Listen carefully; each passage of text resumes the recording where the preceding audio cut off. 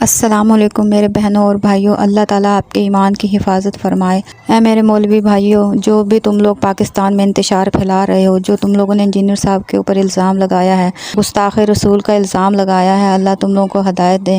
مگر میری اس بات کو ہمیشہ یاد رکھنا، جو گڑھا تم دوسروں کے لیے کھود رہے ہو، ایک دن خود ہی اس گڑھے میں گرو گے۔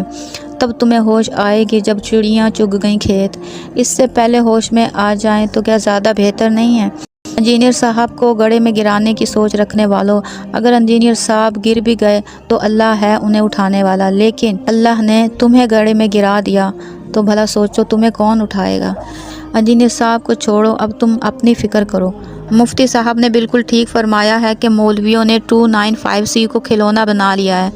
جس کو دیکھتے ہیں اپنے فرقے کے خلاف، اس کو توہین مذہب کا الزام لگا دیتے ہیں۔ آپ خود سوچو، اگر کسی پاگل کے ہاتھ میں گن آ جائے تو وہ کیا کرے گا؟ کہ اپنے جیسے کسی پاگل کو گولی مارے گا؟ نہیں، وہ اسے گولی مارے گا جو اسے پاگل کہیں گے، حالانکہ وہ پاگل ہے مگر سننا پسند نہیں کرے گا۔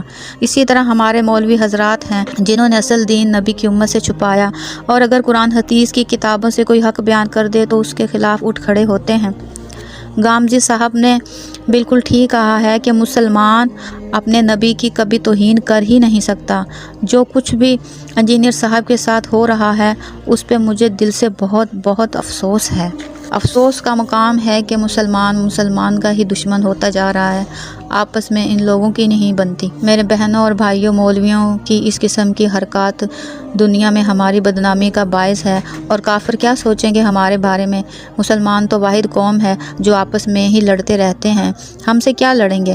ہمارے پیارے نبی صلی اللہ علیہ وآلہ وسلم کی توہین کرتے ہیں، قرآن پاک کو نفرت سے آگ لگا کے ہماری کتاب کی توہین کرتے ہیں۔